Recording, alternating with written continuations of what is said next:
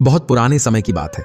उस समय भारत के मध्य में एक बहुत बड़ा राज्य था जिसका नाम था धर्मावतार। इस राज्य का राजा था महाराज विजय सिंह। विजय सिंह एक बहुत ही न्यायप्रिय और धर्मनिष्ठ राजा था। उसके राज्य में चारों तरफ खुशहाली थी। प्रजा उसे अपने पिता की तरह प्रेम करती थी और राजा भी अपनी प्रजा को अपनी संतान की तरह मानता था। महाराज विजय सिंह प्रतिदिन सुबह उठकर स्नान करने के बाद भगवान की पूजा करते थे। वे भगवान विष्णु के परम भक्त थे। उनका मानना था कि राजा का कर्तव्य केवल राज्य चलाना ही नहीं है, बल्कि प्रजा की भलाई करना और धर्म का पालन करना भी है। इसी कारण उनके राज्य में कोई चोरी, डकैती या अन्याय नहीं होता था। सभी लोग खुश थे और भगवान का नाम लेते रहते थे। राजा के पास अपार धन संपत्ति थी। उनका राजमहल सोने चांदी से सजा हुआ था। हीरे जवाहरात से भरे खजाने थे। सैकड़ों हाथी, घोड़े और रथ थे। लेकिन इन सब चीजों को राजा केवल प्रजा की सेवा के लिए ही उपयोग में लाते थे। वे हमेशा कहते थे कि यह सब कुछ भगवान का दिया हुआ है और इसका सदुपयोग करना हमारा धर्म है। एक दिन राजा के दरबार में एक साधु आया। वह साधु बहुत ही तेजस्वी और ज्ञानी लग रहा था। उसके चेहरे पर एक अजीब सी चमक थी और आंखों में गहरी शांति दिख रही थी। साधु ने राजा से कहा, हे राजन, मैं बहुत दूर से आया हूं। मैंने आपके न्याय और धर्मनिष्ठा के बारे में सुना है। मैं आपसे कुछ प्रश्न पूछना चाहता हूं। राजा ने विनम्रता से साधु का स्वागत किया और कहा, हे महात्मा, आपका स्वागत है। आप जो भी प्रश्न पूछना चाहें पूछ सकते हैं। मैं अपनी पूरी क्षमता से उत्तर देने की कोशिश करूंगा। साधु ने मुस्कुराते हुए पूछा, राजन, क्या आप सच में मानते हैं कि हर इंसान को उसके कर्मों का फल मिलता है?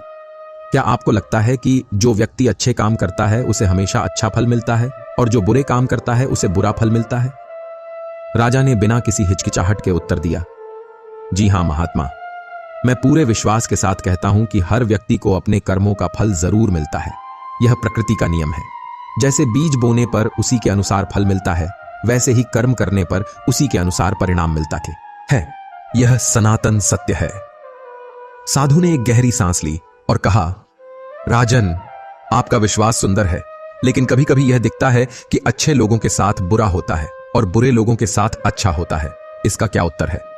राजा ने धैर्य से उत्तर दिया, महात्मा, कभी कभी हमें ऐसा लग सकता है, लेकिन वास्तव में ऐसा नहीं है। हो सकता है कि कर्म का फल तुरंत न दिखे, लेकिन समय आने पर जरूर मिलता है। कभी इसी जन्म में और कभी अगले जन्म में। भगवान की व्यवस्था में कोई गलती नहीं होती। साधु ने राजा की ओर देखा और कहा, अच्छी बात है राजन, लेकिन मैं आपकी इस धारणा की परीक्षा लेना चाहता हूं। क्या आप तैयार हैं? राजा ने कहा, जी हां महात्मा, मैं तैयार हूं। मेरा विश्वास पक्का है। साधु ने अपना हाथ उठाया और आशीर्वाद देते हुए कहा, तो सुनिए राजन, आज से आपकी परीक्षा शुरू होती है। आपके जीवन में कुछ ऐसी घटनाएं होंगी जो आपके विश्वास को हिला देंगी, लेकिन याद रखिए, यह सब आपके अच्छे के लिए ही होगा।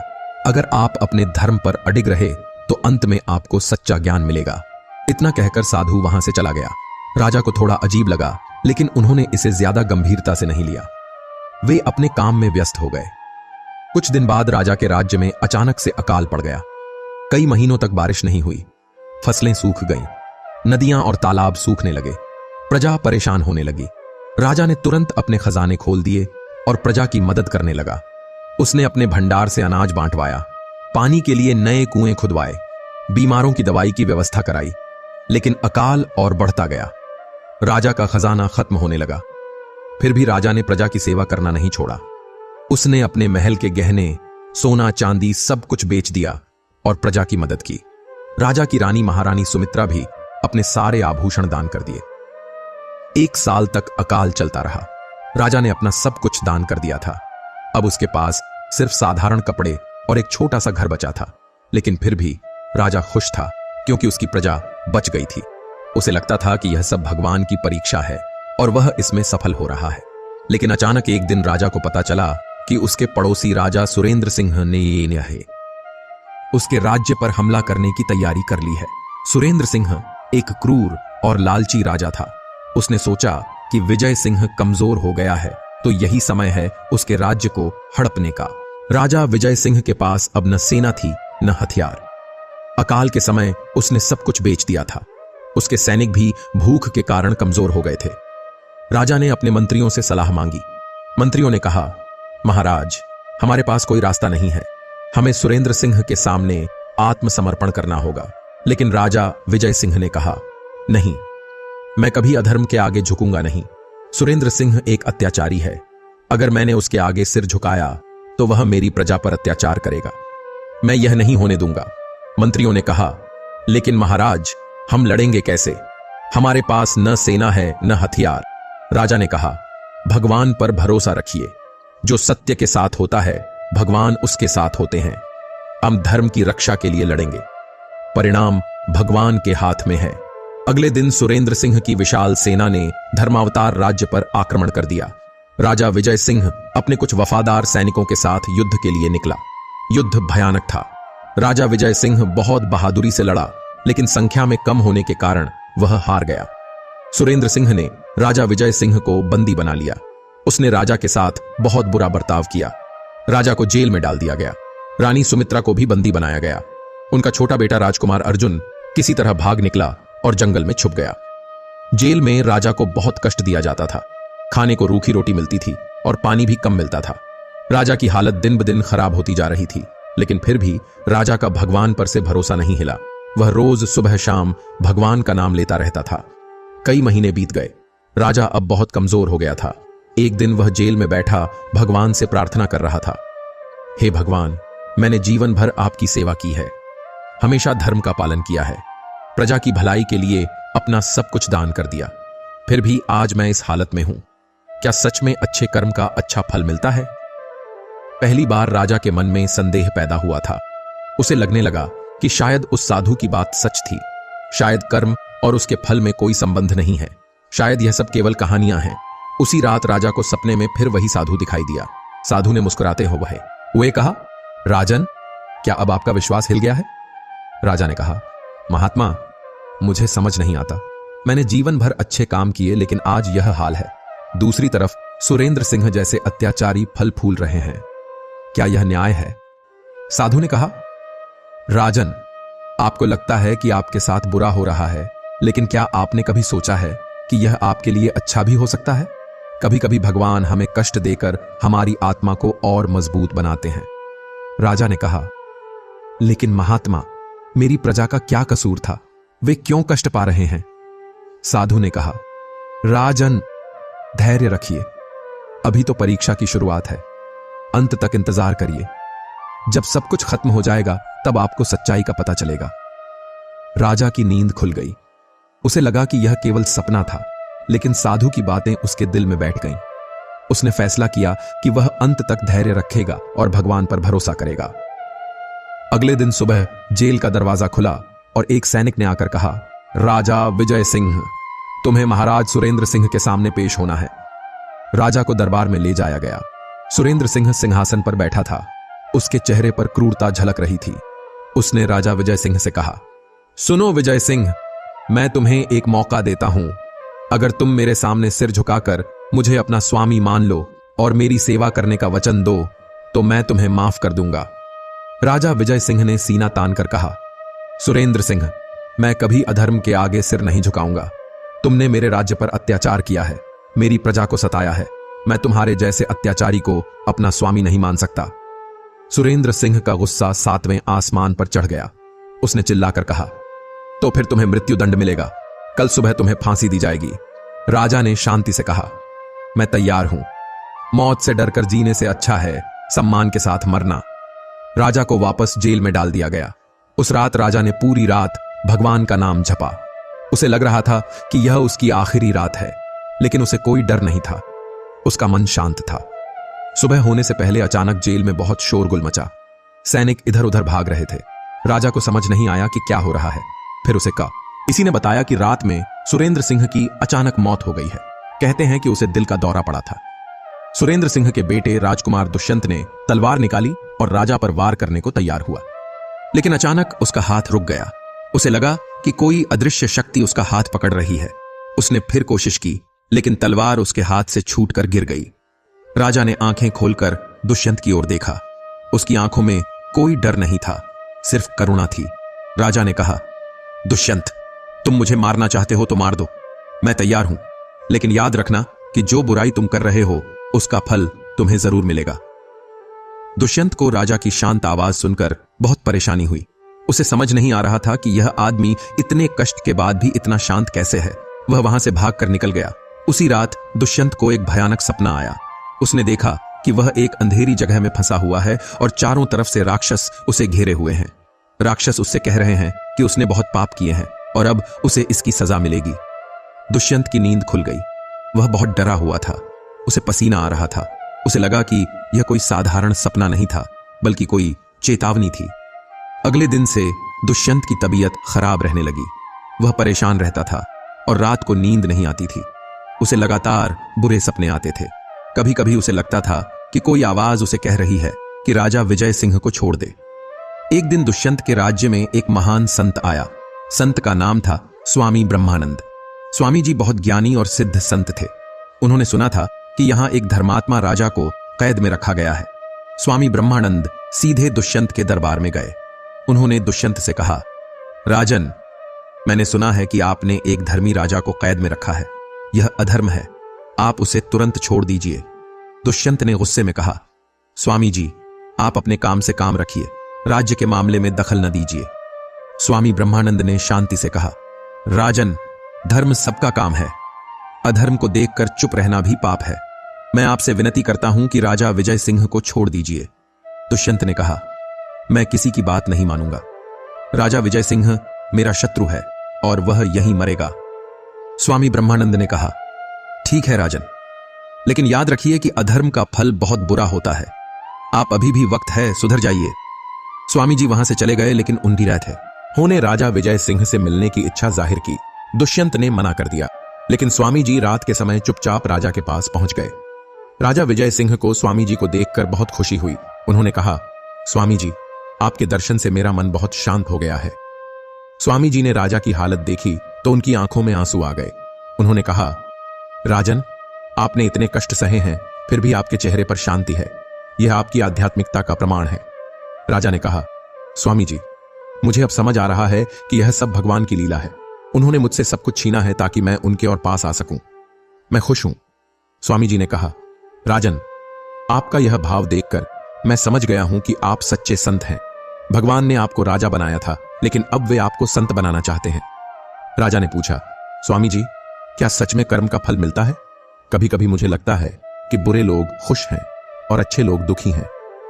स्वामी जी ने समझाया, राजन, कर्म का फल जरूर मिलता है, लेकिन हमेशा उसी रूप में नहीं जिसकी हम अपेक्षा करते हैं। कभी कभी भगवान हमें कष्ट देकर हमारी आत्मा को शुद्ध करते हैं। आपके साथ यही हो रहा है। आपके अच्छे कर्मों का फल आपको मिल रहा है, लेकिन आध्यात्मिक रूप में। राजा को स्वामी जी की बात समझ आ गई। उन्होंने कहा, आपकी बात सुनकर मेरे मन की सभी शंकाएं दूर हो गईं। अब मुझे पूरा यकीन है कि जो हो रहा है वह मेरे अच्छे के लिए ही हो रहा है। स्वामी जी ने राजा को आशीर्वाद दिया और कहा, राजन, आपकी परीक्षा जल्दी खत्म होगी। धैर्य रखिए। अगले दिन से राजा का मन और भी शांत हो गया। वह अब सिर्फ भगवान के नाम में खो जाता था। उसे भूख प्यास का भी एहसास नहीं होता था। इधर दुष्यंत की हालत और भी खराब होती जा रही थी। उसे दिन रात बुरे सपने आते रहते थे। कभी कभी उसे जागते समय भी आवाजें सुनाई देती थीं। वह बहुत परेशान रहता था। एक दिन दुष्यंत के एक मंत्री ने उससे कहा, महाराज, राज्य में लोग कह रहे हैं कि राजा विजय सिंह के साथ अन्याय हो रहा है। कई लोग आपके खिलाफ हो रहे हैं। दुष्यंत ने गुस्से में कहा, जो कोई भी मेरे खिलाफ बोलेगा उसे मौत की सजा मिलेगी। लेकिन प्रजा में बेचैनी बढ़ती ही जा रही थी। लोग जानते थे कि राजा विजय सिंह एक अच्छा राजा था और उसके साथ अन्याय हो रहा है। एक दिन दुष्यंत के राज्य में अचानक से भयानक तूफान आया। आंधी पानी के साथ ओले भी गिरने लगे। तूफान इतना तेज था कि पेड़ उखड़ गए और मकान गिरने लगे। राजमहल की छत भी उड़ गई। तूफान के बाद राज्य में अकाल पड़ गया। फसलें बर्बाद हो गईं। लोगों को खाने को अनाज नहीं मिल रहा था। प्रजा दुष्यंत से मदद मांगने आई, लेकिन दुष्यंत ने कहा कि वह कुछ नहीं कर सकता। प्रजा को गुस्सा आया। उन्होंने कहा, जब राजा विजय सिंह था तो अकाल के समय उन्होंने अपना सब कुछ हमारे लिए दान कर दिया था, लेकिन यह दुष्यंत तो हमारी मदद करने को भी तैयार नहीं है। धीरे धीरे प्रजा में विद्रोह की भावना पैदा होने लगी। लोग राजा विजय सिंह को याद करने लगे और दुष्यंत से नफरत करने लगे। इस बीच जंगल में राजकुमार अर्जुन ने एक सेना तैयार कर ली थी। जंगल के आदिवासी लोग उसके साथ हो गए थे। कई पड़ोसी राज्यों के राजा भी उसकी मदद करने को तैयार हो गए थे, क्योंकि वे जानते थे कि राजा विजय सिंह एक धर्मी राजा था। राजकुमार अर्जुन ने अपनी सेना के साथ दुष्यंत के राज्य पर आक्रमण की योजना बनाई। लेकिन उससे पहले वह अपने पिता से मिलना चाहता था। एक रात राजकुमार अर्जुन चुपचाप महल में घुसा और अपने पिता के पास पहुंचा। राजा को अपने बेटे को देखकर बहुत खुशी हुई, लेकिन साथ ही चिंता भी हुई। राजा ने कहा, बेटा, तुम यहां क्यों आए हो? अगर पकड़े गए तो मुसीबत में फंस जाओगे। राजकुमार ने कहा, पिताजी, मैं आपको यहां से निकालने आया हूं। मैंने एक सेना तैयार कर ली है। कल हम दुष्यंत पर हमला करेंगे। राजा ने कहा, नहीं बेटा, मैं नहीं चाहता कि मेरे कारण कोई युद्ध हो और निर्दोष लोगों की जान जाए। जो भगवान की इच्छा है वही होगा। राजकुमार ने कहा, लेकिन पिताजी, इस तरह अन्याय सहना भी तो गलत है। राजा ने समझाया, बेटा, कभी कभी धर्म की रक्षा के लिए युद्ध जरूरी होता है, लेकिन मेरा मामला अलग है। मैं समझ गया हूं कि यह सब मेरी आत्मा के कल्याण के लिए हो रहा है। तुम व्यर्थ में खून खराबा न करो। राजकुमार को अपने पिता की बात समझ आ गई, लेकिन वह फिर भी परेशान था। उसने कहा, तो फिर मैं क्या करूं पिताजी? राजा ने कहा, बेटा, तुम धैर्य रखो और भगवान पर भरोसा करो। सब कुछ सही समय पर ठीक हो जाएगा। आथी, अगर तुम सच में मेरी मदद करना चाहते हो तो पहाड़ों पर जाकर तप करो और भगवान से प्रार्थना करो कि सभी का कल्याण हो। राजकुमार ने अपने पिता की सलाह मानी। वह अपनी सेना को वापस भेजकर खुद पहाड़ों पर तप करने चला गया। इधर दुष्यंत की हालत दिन ब दिन खराब होती जा रही थी। अब उसे दिन में भी डरावने दृश्य दिखाई देते थे। कभी कभी उसे लगता था कि कोई अदृश्य शक्ति उसे सजा दे रही है। एक दिन दुष्यंत अपने कमरे में बैठा था तो अचानक उसे लगा कि कमरे में कोई है। उसने देखा तो वहां एक चमकदार आकृति खड़ी थी। वह आकृति बहुत तेजस्वी थी और उसे देखना मुश्किल हो रहा था। आकृति ने कहा, दुष्यंत, तुमने बहुत अधर्म किया है। एक धर्मी राजा के साथ अन्याय किया है। अब तुम्हें इसकी सजा मिलेगी। दुष्यंत डर गया। उसने कांपते हुए पूछा, आप कौन हैं? आकृति ने कहा, मैं न्याय का देवता हूं। जो लोग अधर्म करते हैं मैं उन्हें सजा देता हूं। तुम्हारे पास अभी भी मौका है। राजा विजय सिंह को छोड़ दो और उससे माफी मांगो, नहीं तो तुम्हारा नाश हो जाएगा। दुष्यंत बहुत डर गया, लेकिन उसका अहंकार अभी भी बना हुआ था। उसने कहा, मैं किसी से डरता नहीं हूं। जो करना है कर लो। आकृति गायब हो गई, लेकिन उसने कहा, तुमने अपना फैसला कर लिया है, अब परिणाम भुगतो। उस दिन के बाद से दुष्यंत के साथ अजीब और गरीब घटनाएं होने लगीं। कभी उसका खाना अपने आप खराब हो जाता, कभी उसके कपड़े फट जाते। रात को वह सो नहीं पाता था क्योंकि उसे डरावनी आवाजें सुनाई देती थीं। एक दिन दुष्यंत के शरीर पर अचानक से फोड़े फूंसियां निकल आईं। वैद्यों ने बहुत इलाज किया, लेकिन कुछ फायदा नहीं हुआ। उल्टे फोड़े और बढ़ने लगे। दुष्यंत का चेहरा बिगड़ गया था। इधर राजा विजय सिंह अपनी जेल में शांति से भगवान का भजन कर रहा था। उसे बाहर की खबर नहीं थी कि दुष्यंत के साथ क्या हो रहा है, लेकिन राजा के मन में किसी के लिए भी बुरी भावना नहीं थी। वह दुष्यंत के लिए भी प्रार्थना करता था कि भगवान उसे सद्बुद्धि दें। एक दिन राजा के पास वह चूहा, कबूतर और सांप आए जो उसकी सेवा करते थे। उन्होंने कहा, महाराज, दुष्यंत बहुत बीमार हो गया है। उसकी हालत बहुत खराब है। राजा ने चिंता से पूछा, क्या हुआ है उसे? सांप ने कहा, महाराज, उसके शरीर पर फोड़े निकल आए हैं और वह दिन रात तड़पता रहता है। लगता है कि उसे अपने कर्मों की सजा मिल रही है। राजा को दुष्यंत के लिए दया आ गई। उसने कहा, हे भगवान, यह दुष्यंत भले ही मेरा शत्रु है, लेकिन मैं नहीं चाहता कि कोई भी जीव कष्ट पाए। आप इसे सद्बुद्धि दें। राजा की यह प्रार्थना सुनकर उसके तीनों मित्र जीव बहुत प्रभावित हुए। उन्होंने देखा कि राजा कितना महान है कि अपने शत्रु के लिए भी प्रार्थना कर रहा है। उसी रात राजा को फिर सपने में वह साधु दिखाई दिया जो पहले आया था। साधु ने मुस्कुराते हुए कहा, राजन, आपकी परीक्षा खत्म हो गई है। आप सफल हो गए हैं। राजा ने पूछा, महात्मा, क्या मतलब? साधु ने कहा, राजन, आपको जो कष्ट दिए गए वह आपकी परीक्षा थी। हमें देखना था कि क्या आप कष्ट में भी धर्म पर अडिग रह सकते हैं या नहीं। आपने सिद्ध कर दिया कि आप सच्चे धर्मी हैं। आपने अपने शत्रु के लिए भी प्रार्थना की है। इससे बड़ी कोई बात नहीं हो सकती। राजा ने पूछा, तो क्या अब मुझे मुक्ति मिल जाएगी? साधु ने कहा, राजन, अभी आपका काम बाकी है। आपको फिर से राज्य मिलेगा और आप प्रजा की सेवा करेंगे, लेकिन अब आप एक राजा नहीं बल्कि एक संत के रूप में राज्य करेंगे। राजा की नींद खुल गई। उसे लगा कि कुछ बदलाव होने वाला है। अगली सुबह दुष्यंत की हालत और भी खराब हो गई। उसे तेज बुखार आ गया था और वह बेहोशी में बड़बड़ा रहा था। वैद्य हार मान गए थे। दुष्यंत की बेहोशी में उसे फिर वही चमकदार आकृति दिखाई दी। आकृति ने कहा, दुष्यंत, अब भी समय है। राजा विजय सिंह से माफी मांग लो और उन्हें छोड़ दो, नहीं तो तुम्हारी मौत हो जाएगी। दुष्यंत को अब एहसास हुआ कि वह गलत रास्ते पर था। उसने कहा, मैं तैयार हूं, मैं राजा विजय सिंह से माफी मांगूंगा। आकृति ने कहा, ठीक है, लेकिन सिर्फ माफी मांगने से काम नहीं चलेगा। तुम्हें सच्चे दिल से पश्चाताप करना होगा और आगे कभी अधर्म नहीं करना होगा। दुष्यंत ने वादा किया। उसकी बेहोशी खुल गई और उसे थोड़ा बेहतर महसूस हुआ। दुष्यंत ने तुरंत अपने सैनिकों को बुलाया और कहा, राजा विजय सिंह को यहां ले आओ, मुझे उनसे बात करनी है। सैनिक राजा को ले आए। राजा की हालत देखकर दुष्यंत को बहुत शर्म आई। राजा बहुत कमजोर हो गया था, लेकिन उसके चेहरे पर अभी भी शांति थी। दुष्यंत ने राजा के पैर छूकर कहा, महाराज, मैंने आपके साथ बहुत बुरा किया है, मुझे माफ कर दीजिए। ये राजा ने दुष्यंत को उठाया और कहा, बेटा दुष्यंत, मैंने तुम्हें कभी बुरा नहीं माना। तुमने जो कुछ किया वह तुम्हारी अज्ञानता के कारण था। मैं तुम्हें दिल से माफ करता हूं। दुष्यंत की आंखों में आंसू आ गए। उसने कहा, महाराज, आप इतने महान हैं कि अपने शत्रु को भी माफ कर देते हैं। मैं आपके आगे छोटा हूं। राजा ने कहा, बेटा, शत्रु मित्र का भेद केवल मन में होता है, सब में भगवान बसते हैं। जब हम यह समझ जाते हैं तो कोई शत्रु नहीं रह जाता। दुष्यंत ने कहा, महाराज, मैं आपका राज्य वापस करता हूं, आप अपने सिंहासन पर बैठिए। राजा ने कहा, बेटा, यह राज्य तो भगवान का है, हम सब केवल उसके सेवक हैं। अगर तुम सच्चे दिल से प्रजा की सेवा करने को तैयार हो तो तुम भी राज्य कर सकते हो। लेकिन दुष्यंत ने जोर देकर कहा, नहीं महाराज, मैं इस लायक नहीं हूं, आप ही राज्य करिए, मैं आपकी सेवा में रहूंगा। इस तरह राजा विजय सिंह को फिर से उसका राज्य मिल गया। जब प्रजा को पता चला तो सभी बहुत खुश हुए।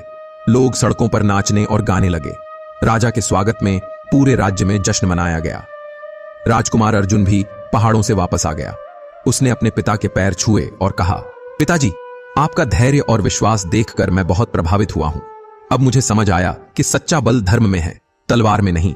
राजा ने अपने बेटे को गले लगाया और कहा, बेटा, यही तो मैं तुम्हें सिखाना चाहता था। भगवान पर भरोसा रखने वाले की कभी हार नहीं होती। रानी सुमित्रा भी कैद से मुक्त हो गई थी। पूरा परिवार फिर से एक साथ आ गया। राजमहल में खुशी का माहौल था। राजा ने दुष्यंत से कहा, बेटा, तुम चाहो तो यहीं रहकर राज्य के काम में मेरी मदद कर सकते हो। दुष्यंत ने कहा, धन्यवाद महाराज, लेकिन मैं अब तप करना चाहता हूं, मुझे अपने पापों का प्रायश्चित करना है। राजा ने कहा, जैसी तुम्हारी इच्छा बेटा, भगवान तुम्हारा कल्याण करें। दुष्यंत राजमहल छोड़कर जंगल में तप करने चला गया। कुछ सालों बाद वह एक महान संत बन गया और लोगों को धर्म की शिक्षा देने लगा। राजा विजय सिंह ने फिर से अपने राज्य की देखभाल शुरू की, लेकिन अब वह पहले से भी ज्यादा धर्मनिष्ठ और करुणावान हो गया था। उन्होंने देखा था कि संसार की सभी चीजें नाशवान हैं, सिर्फ भगवान का प्रेम और धर्म ही सच्चा है। राजा ने अपने राज्य में कई अच्छे काम किए। गरीबों के लिए मुफ्त भोजन की व्यवस्था कराई, बीमारों के इलाज के लिए निशुल्क चिकित्सालय खोले, बच्चों की शिक्षा के लिए स्कूल बनवाए। राज्य में कोई भूखा या बीमार नहीं रहता था। लेकिन सबसे बड़ी बात यह थी कि राजा अब हर काम को भगवान की सेवा मानकर करता था। उसे लगता था कि वह भगवान का एक सेवक है और प्रजा की सेवा करना उसका धर्म है। एक दिन राजा के दरबार में फिर वही साधु आया जो पहले आया था। राजा ने उसे देखकर तुरंत पहचान लिया और उसके पैर छुए। राजा ने कहा, महात्मा, आपकी कृपा से मुझे जीवन की सच्चाई समझ आ गई है। अब मुझे पता है कि कर्म का फल कैसे मिलता है। साधु ने मुस्कुराते हुए कहा, राजन, बताइए, क्या समझ आया आपको? राजा ने कहा, महात्मा, मैंने समझा कि कर्म का फल हमेशा मिलता है, लेकिन जरूरी नहीं कि वह उसी रूप में मिले जिसकी हम अपेक्षा करते हैं। कभी कभी भगवान हमें कष्ट देकर हमें और मजबूत बनाते हैं। कभी कभी हमारे अच्छे कर्म का फल आध्यात्मिक उन्नति के रूप में मिलता है। साधु ने कहा, बहुत अच्छी बात राजन, और क्या सीखा आपने? राजा ने कहा, मैंने सीखा कि सच्चा धन, सच्ची शक्ति और सच्ची खुशी भगवान के प्रेम में ही है। संसार की सभी चीजें आज हैं, कल नहीं भी हो सकती, लेकिन भगवान का प्रेम हमेशा हमारे साथ रहता है। साधु ने कहा, और भी कुछ सीखा है आपने? राजा ने कहा, जी हां महात्मा, मैंने सीखा कि जो व्यक्ति सबको अपना समझता है, जो शत्रु मित्र का भेद नहीं करता, जो सबके साथ प्रेम करता है, वही सच्चा राजा है, वही सच्चा इंसान है। साधु बहुत प्रसन्न हुआ। उसने कहा, राजन, आपने जीवन के सबसे बड़े सत्य को समझ लिया है। अब आप केवल राजा नहीं बल्कि एक राजर्षि हैं। राजा ने विनम्रता से कहा, महात्मा, यह सब आपकी कृपा से हुआ है, आपने मुझे सही रास्ता दिखाया है। साधु ने कहा, राजन, मैं तो केवल एक माध्यम था, असली शिक्षक तो आपके अपने अनुभव थे। आपने कष्टों को सहन करके, धैर्य रखकर और धर्म पर अडिग रहकर यह ज्ञान पाया है। फिर साधु ने कहा, राजन, अब मैं आपको एक राज की बात बताता हूं। जो कष्ट आप पर आए थे वे सब आपके पिछले जन्मों के कुछ छोटे मोटे पापों का फल थे। भगवान ने चाहा कि आप इस जन्म में ही उन सब का हिसाब चुकता कर दें ताकि आपकी आत्मा पूरी तरह शुद्ध हो जाए। राजा ने हैरानी से पूछा, मतलब यह सब पहले से तय था? साधु ने कहा, जी हां राजन, लेकिन यह भी तय था कि आप इस परीक्षा में सफल होंगे क्योंकि आपकी आत्मा शुद्ध है। भगवान हमेशा अपने भक्तों की रक्षा करते हैं। राजा को बहुत शांति मिली। उसने कहा, तो फिर दुष्यंत के साथ जो हुआ? साधु ने कहा, दुष्यंत भी एक परीक्षा में था। भगवान ने उसे भी मौका दिया था कि वह अपने कर्मों को सुधार ले। खुशी की बात यह है कि वह समझ गया और अब वह तप कर रहा है। उसका भी कल्याण हो जाएगा। राजा ने कहा, महात्मा, तो क्या हर इंसान को इस तरह की परीक्षा देनी पड़ती है? साधु ने कहा, राजन, हर इंसान के साथ अलग तरीके से परीक्षा होती है। किसी के साथ कष्ट के रूप में, किसी के साथ सुख के रूप में। असली बात यह है कि हम परीक्षा में कैसा बर्ताव करते हैं। अगर हम धर्म पर अडिग रहें तो हर परीक्षा हमें और मजबूत बनाती है। राजा ने पूछा, और जो लोग परीक्षा में फेल हो जाते हैं? साधु ने कहा, उन्हें दूसरा मौका मिलता है। भगवान बहुत दयालु हैं। वे किसी को भी छोड़ते नहीं हैं, बार बार मौका देते हैं कि इंसान सुधर जाए। राजा को सब कुछ समझ आ गया। उसने साधु से कहा, महात्मा, अब मैं पूरे विश्वास के साथ कह सकता हूं कि कर्म का फल जरूर मिलता है। हर अच्छे काम का अच्छा फल मिलता है और हर बुरे काम का बुरा फल मिलता है। यह प्रकृति का नियम है। साधु ने कहा, बिल्कुल सही कहा राजन, यह सनातन सत्य है। लेकिन यह भी याद रखिए कि कभी कभी फल आने में समय लगता है। कभी इसी जन्म में मिलता है, कभी अगले जन्म में, लेकिन मिलता जरूर है। राजा ने कहा, जी हां महात्मा, अब मैं इस बात को अपनी प्रजा को भी समझाऊंगा। साधु ने कहा, यह बहुत अच्छी बात है राजन, लेकिन याद रखिए कि सिर्फ समझाने से काम नहीं चलेगा। आपको अपने जीवन से उदाहरण देना होगा। जब लोग देखेंगे कि आप धर्म का पालन करके कितने खुश और शांत हैं, तो वे अपने आप सीख जाएंगे। राजा ने वादा किया कि वह हमेशा धर्म के रास्ते पर चलेगा और अपने जीवन से दूसरों को प्रेरणा देगा। साधु ने राजा को आशीर्वाद दिया और कहा, राजन, अब आपका यह जन्म बहुत महत्वपूर्ण है। आप न सिर्फ अपना बल्कि हजारों लोगों का कल्याण करेंगे। आपके अच्छे कर्मों की वजह से आपकी लेके पकी प्रजा भी धर्म के रास्ते पर चलेगी। इतना कहकर साधु चला गया। लेकिन इस बार राजा को लगा कि साधु कोई साधारण इंसान नहीं था। शायद वह कोई देवता था या फिर साक्षात भगवान ही थे जो उसकी परीक्षा लेने आए थे। उस दिन के बाद से राजा ने अपने जीवन में पूरी तरह से धर्म को अपना लिया। वह रोज सुबह उठकर भगवान की पूजा करता, गरीबों की मदद करता, न्याय करता और सबके साथ प्रेम से पेश आता था। राजा के इस व्यवहार का असर पूरे राज्य में दिखने लगा। लोग भी धर्म के रास्ते पर चलने लगे। राज्य में शांति और खुशहाली फैल गई। चारों तरफ भगवान के नाम का जाप होता रहता था। कुछ साल बाद पड़ोसी राज्यों के राजा भी राजा विजय सिंह के पास आने लगे। वे उससे सीखना चाहते थे कि कैसे वह इतना अच्छा राज्य चला रहा है। एक दिन एक राजा ने पूछा, महाराज विजय सिंह, आपका राज्य इतना खुशहाल कैसे है? आपकी कोई गुप्त शक्ति है क्या? राजा विजय सिंह ने मुस्कुराते हुए कहा, भाई, कोई गुप्त शक्ति नहीं है। बस यह है कि मैं भगवान पर भरोसा करता हूं और धर्म के अनुसार काम करता हूं। जब राजा धर्मी होता है तो प्रजा भी धर्मी हो जाती है। दूसरे राजा ने पूछा, लेकिन महाराज, धर्म के रास्ते पर चलना आसान तो नहीं है, कभी कभी नुकसान भी हो सकता है। राजा विजय सिंह ने कहा, भाई, धर्म के रास्ते पर चलने से कभी नुकसान नहीं होता। हां, कभी कभी लगता है कि नुकसान हो रहा है, लेकिन वह केवल दिखावा होता है। अंत में हमेशा फायदा ही होता है। फिर राजा ने अपनी पूरी कहानी सुनाई। कैसे उसे कष्ट हुए, कैसे वह जेल में रहा, कैसे उसका सब कुछ छिन गया, लेकिन अंत में उसे और भी ज्यादा मिला। राजाओं ने राजा विजय सिंह की कहानी सुनी तो वे बहुत प्रभावित हुए। उन्होंने कहा, महाराज, आपकी कहानी सुनकर हमारी आंखें खुल गईं। हम भी अपने राज्य में धर्म के नियमों को लागू करेंगे। राजा विजय सिंह ने कहा, यह बहुत अच्छी बात है, लेकिन याद रखिए कि धर्म कोई बाहरी चीज नहीं है, यह दिल से आना चाहिए। पहले आप खुद धर्म को समझिए, फिर दूसरों को सिखाइए। इस तरह राजा विजय सिंह की कहानी और उसकी शिक्षा दूर दूर तक फैलने लगी। कई राजाओं ने अपने राज्य में सुधार किया। लोग धर्म के रास्ते पर चलने लगे। समय बीतता गया। राजा विजय सिंह बूढ़े हो गए, लेकिन उनकी आत्मा जवान रही। वे हमेशा खुश रहते थे और सबके साथ प्रेम से पेश आते थे। एक दिन राजकुमार अर्जुन ने अपने पिता से कहा, पिताजी, अब आप बूढ़े हो गए हैं, आप आराम करिए, मैं राज्य का काम संभाल लूंगा। राजा ने कहा, बेटा, राज्य का काम कोई बोझ नहीं है, यह तो भगवान की सेवा है। जब तक शरीर साथ देगा मैं काम करता रहूंगा। हाँ, तुम मेरी मदद कर सकते हो। राजकुमार अर्जुन भी अपने पिता की तरह धर्मनिष्ठ हो गया था। वह अपने पिता की मदद करने लगा और धीरे धीरे राज्य के काम में हिस्सा लेने लगा। एक दिन राजा को लगा कि अब उसका समय आने वाला है। उसने अपने पुत्र और पत्नी को बुलाया और कहा, मेरे प्यारे बच्चों, मेरा समय पूरा हो रहा है, मैं जल्दी ही इस संसार को छोड़कर चला जाऊंगा। रानी सुमित्रा और राजकुमार अर्जुन की आंखों में आंसू आ गए। राजकुमार ने कहा, पिताजी, ऐसी बात न करिए, आप हमारे साथ और भी सालों तक रहेंगे। राजा ने मुस्कुराते हुए कहा, बेटा, मौत से डरने की कोई बात नहीं है, यह तो प्रकृति का नियम है। जो पैदा हुआ है वह मरेगा भी, लेकिन आत्मा कभी नहीं मरती, वह भगवान के पास चली जाती है।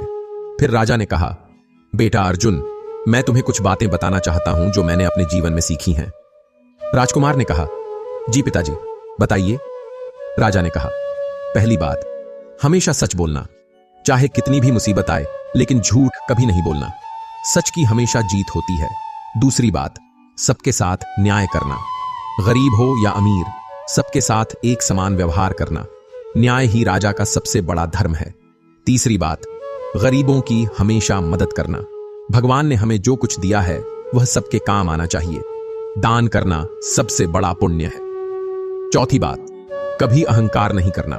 हमेशा यह याद रखना कि हम भगवान के सेवक हैं, सब कुछ उन्हीं का दिया हुआ है। पांचवी बात, शत्रुओं के साथ भी प्रेम करना। नफरत से नफरत बढ़ती है, लेकिन प्रेम से नफरत भी प्रेम में बदल जाती है। छठी बात, हमेशा भगवान को याद रखना, सुख में भी और दुख में भी। भगवान पर भरोसा रखने वाले की कभी हार नहीं होती। सातवीं बात, कर्म का फल जरूर मिलता है, इसलिए हमेशा अच्छे काम करना, बुरे काम का बुरा फल जरूर मिलता है। आठवीं बात, धैर्य रखना। कभी कभी परिणाम आने में समय लगता है, लेकिन अच्छे काम का अच्छा फल जरूर मिलता है। नवीं बात, सबको क्षमा करना। क्षमा करने से मन में शांति आती है और आत्मा मजबूत होती है। 10वीं बात, हमेशा सीखते रहना।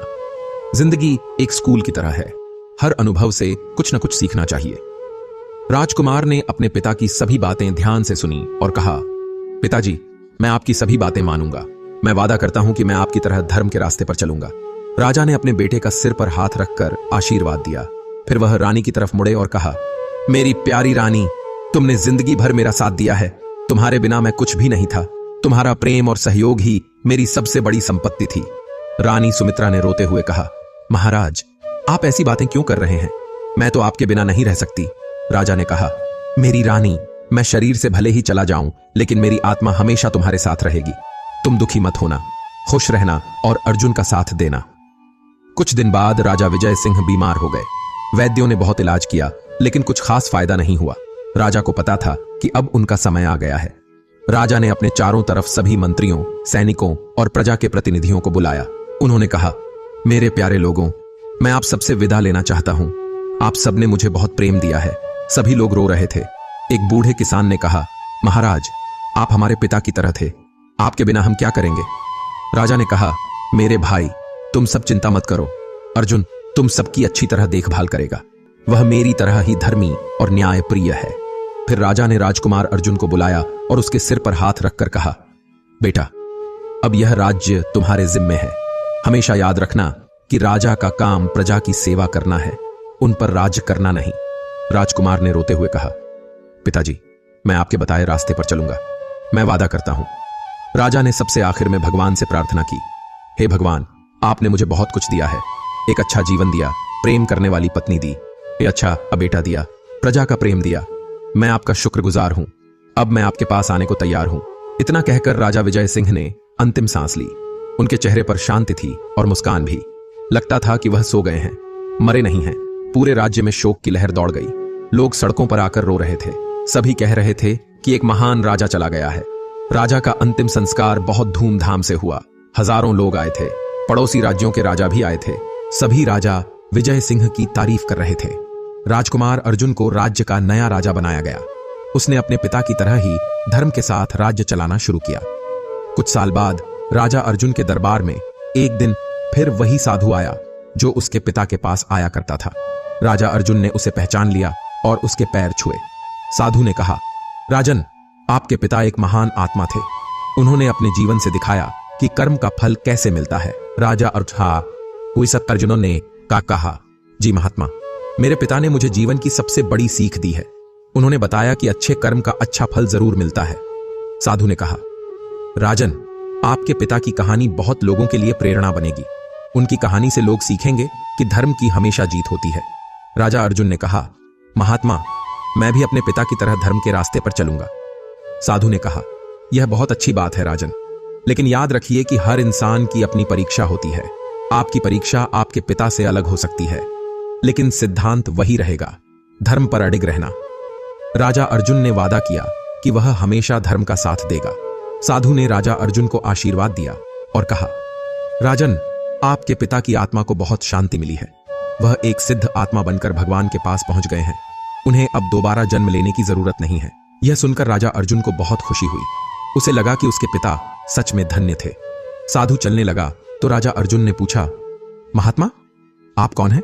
आप हमेशा सही समय पर आते हैं। साधु ने मुस्कुराते हुए कहा, राजन, मैं तो एक साधारण सेवक हूं। भगवान जहां भेजते हैं वहां चला जाता हूं। मेरा काम लोगों को सही रास्ता दिखाना है।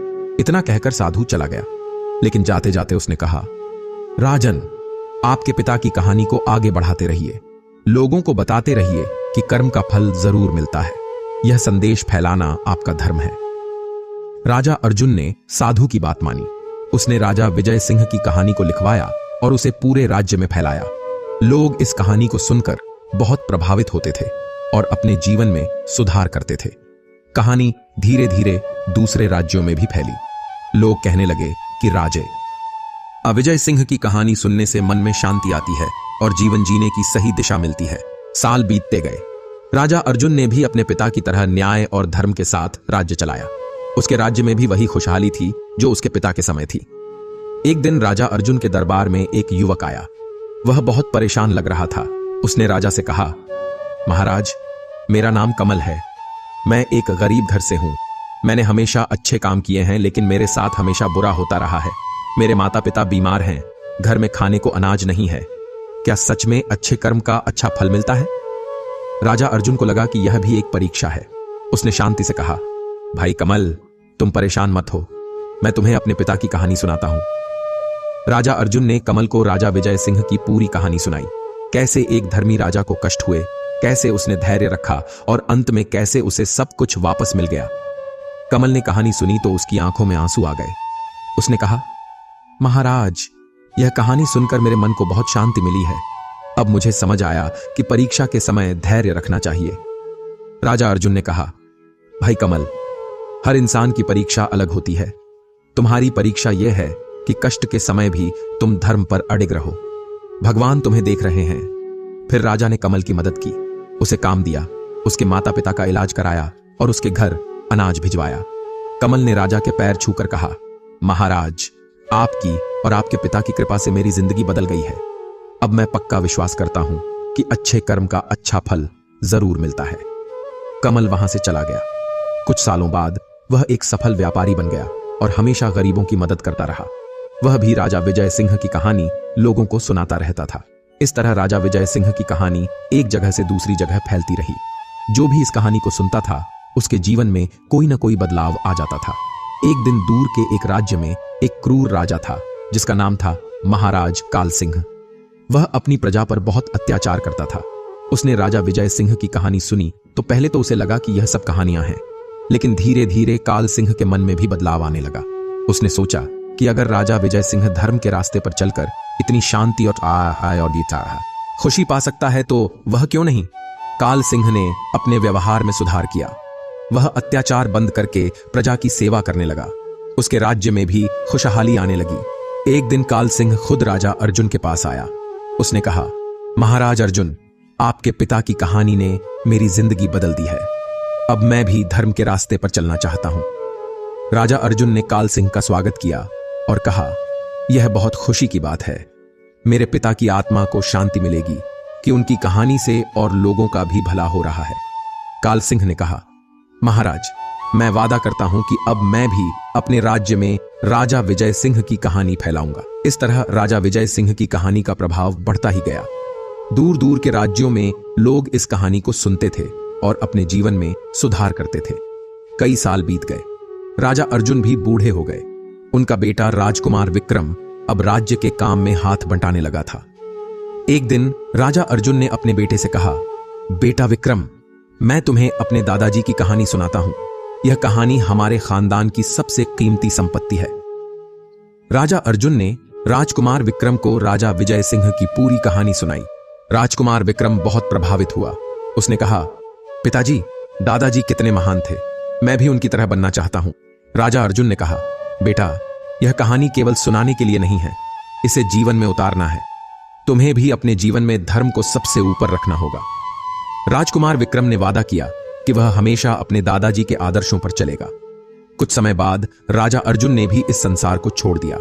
वह भी अपने पिता की तरह ही शांति से गया। उसने भी अपने जीवन में धर्म का पालन किया था और लोगों की सेवा की थी। अब राजकुमार विक्रम राजा बन गया। उसने भी अपने दादा और पिता की परंपरा को आगे बढ़ाया। वह भी धर्म के साथ राज्य चलाने लगा। राजा विक्रम के समय भी राज्य में वही खुशहाली रही। लोग कहते थे कि विजय सिंह के खानदान में जादू है कि हर राजा धर्मी और न्यायप्रिय होता है। वास्तव में यह कोई जादू नहीं था, बल्कि राजा विजय सिंह की सीख का असर था। हर पीढ़ी अपने पिता से धर्म के संस्कार लेती थी और उन्हें आगे बढ़ाती थी। एक दिन राजा विक्रम के दरबार में एक बहुत बूढ़ा आदमी आया। वह कहने लगा, महाराज, मैंने अपनी जवानी में राजा विजय सिंह को देखा था। वह सच में एक महान राजा थे। आज भी जब मैं उनकी कहानी सुनता हूं तो मन में शांति आ जाती है। राजा विक्रम ने बूढ़े आदमी का सम्मान किया और कहा, दादाजी, आप धन्य हैं कि आपने मेरे परदादा को देखा है। उनकी कोई बात याद है जो आप बताना चाहते हो? बूढ़े आदमी ने कहा, महाराज, मुझे सबसे ज्यादा यह बात याद है कि राजा विजय सिंह हमेशा कहते थे कि राजा और प्रजा में कोई फर्क नहीं है, सब भगवान की संतान है। राजा का काम सेवा करना है, शासन करना नहीं। राजा विक्रम को यह बात बहुत अच्छी लगी। उसने कहा, यह बात मैं हमेशा याद रखूंगा। बूढ़े आदमी ने कहा, महाराज, एक और बात कहना चाहता हूं।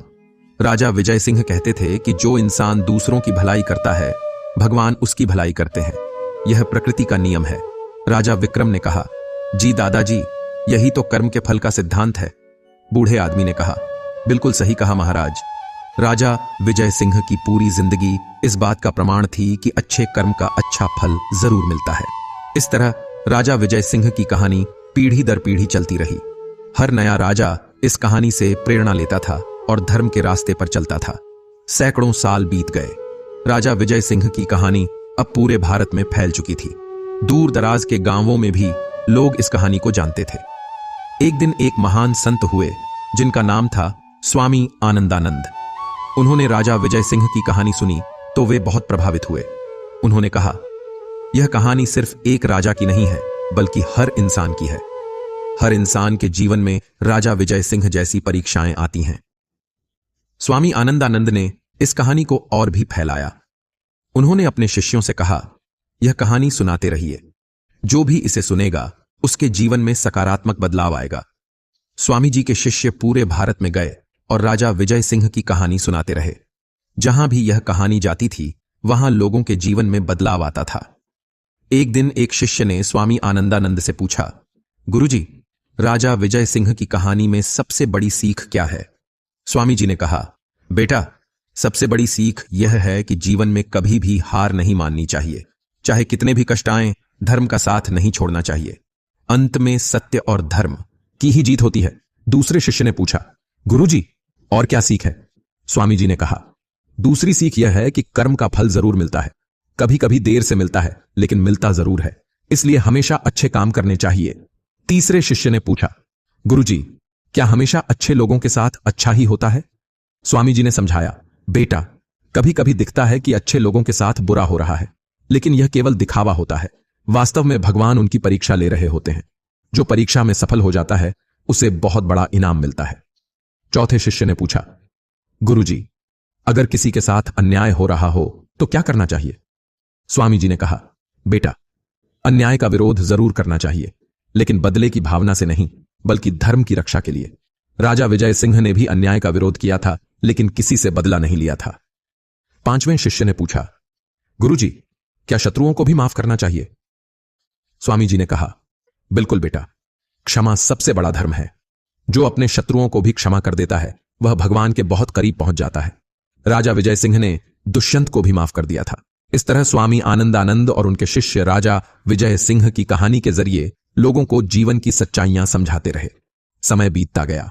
राजा विजय सिंह की कहानी अब केवल भारत में ही नहीं बल्कि दूसरे देशों में भी पहुंच गई। जो भी इस कहानी को सुनता था वह इससे प्रभावित हुए बिना नहीं रहता था। एक दिन एक विदेशी यात्री भारत आया। उसने राजा विजय सिंह की कहानी सुनी तो बहुत प्रभावित हुआ। उसने कहा, यह कहानी सिर्फ भारत की नहीं है, यह पूरी मानवता की है। हर देश में, हर समाज में राजा विजय सिंह जैसे लोग होते हैं जो कष्ट सहकर भी धर्म का साथ नहीं छोड़ते। विदेशी यात्री ने अपने देश जाकर राजा विजय सिंह की कहानी को अपनी भाषा में अनुवाद किया और वहां भी फैलाया। इस तरह राजा विजय सिंह की कहानी दुनिया भर में फैलती रही। हर जगह लोग इस कहानी से यह सीख लेते थे कि धर्म और सत्य का साथ कभी नहीं छोड़ना चाहिए। आज भी जब कोई इंसान मुसीबत में होता है, जब उसे लगता है कि उसके अच्छे कर्मों का कोई फायदा नहीं हो रहा, तब वह राजा विजय सिंह की कहानी सुनकर धैर्य और साहस पाता है। यह कहानी हमें सिखाती है कि जीवन में चाहे कितने भी उतार चढ़ाव आए, हमें अपने सिद्धांतों से कभी समझौता नहीं करना चाहिए। कर्म का फल जरूर मिलता है, भले ही उसमें थोड़ा समय लगे। राजा विजय सिंह की कहानी यह भी बताती है कि सच्ची खुशी धन दौलत में नहीं बल्कि मन की शांति में है। जब हमारा मन शुद्ध होता है, जब हमारे इरादे साफ होते हैं, तब हमें सच्ची खुशी मिलती है। यह कहानी हमें यह भी सिखाती है कि शत्रुता से शत्रुता बढ़ती है, लेकिन प्रेम से शत्रुता भी प्रेम में बदल जाती है। राजा विजय सिंह ने अपने शत्रु दुष्यंत को भी प्रेम से जीता था। इस कहानी का सबसे बड़ा संदेश यह है कि हर इंसान के अंदर भगवान का अंश है। चाहे वह राजा हो या रंक, अमीर हो या गरीब, सबके साथ समान व्यवहार करना चाहिए, सबकी सेवा करना चाहिए। राजा विजय सिंह की कहानी हमें बताती है कि जीवन एक स्कूल की तरह है। हर अनुभव से हमें कुछ न कुछ सीखना चाहिए। कष्ट भी हमारे शिक्षक होते हैं, वे हमें मजबूत बनाते हैं। यह कहानी हमें यह भी सिखाती है कि भगवान पर भरोसा कभी व्यर्थ नहीं जाता। जो व्यक्ति सच्चे दिल से भगवान पर भरोसा रखता है, भगवान उसकी रक्षा जरूर करते हैं। पची है। राजा विजय सिंह की कहानी का अंतिम संदेश यह है कि मृत्यु से डरने की कोई बात नहीं है। जो व्यक्ति अच्छे कर्म करता है, धर्म का पालन करता है, उसकी मृत्यु भी पवित्र होती है। ऐसे व्यक्ति की आत्मा भगवान के पास चली जाती है। आज के युग में भी राजा विजय सिंह की यह कहानी बहुत प्रासंगिक है। आज भी अच्छे लोगों को कष्ट होते हैं और बुरे लोग फल फूल रहे दिखते हैं, लेकिन राजा विजय सिंह की कहानी हमें धैर्य रखने की प्रेरणा देती है। यह कहानी हमें बताती है कि अस्थायी सफलता या असफलता से घबराने की जरूरत नहीं है। असली सफलता तो मन की शांति में है, आत्मा की पवित्रता में है। राजा विजय सिंह की कहानी हमें यह भी सिखाती है कि अपनी परिस्थितियों को कोसने के बजाय उनसे कुछ सीखने की कोशिश करनी चाहिए। हर परिस्थिति में कुछ न कुछ अच्छाई छुपी होती है। यह कहानी हमें प्रेरणा देती है कि हम भी अपने जीवन में धर्म का पालन करें, सत्य के साथ चलें, सबसे प्रेम करें और भगवान पर भरोसा रखें। राजा विजय सिंह की कहानी एक अद्भुत उदाहरण है कि कैसे एक इंसान कष्टों को सहकर भी अपने सिद्धांतों पर अडिग रह सकता है। यह कहानी हमें दिखाती है कि धर्म की शक्ति कितनी महान होती है। अंत में यही कहना है कि राजा विजय सिंह की यह कहानी केवल एक कहानी नहीं है, बल्कि जीवन जीने का एक तरीका है। यह हमें सिखाती है कि सच्चा राजा वह नहीं है जो सिंहासन पर बैठता है, बल्कि वह है जो अपने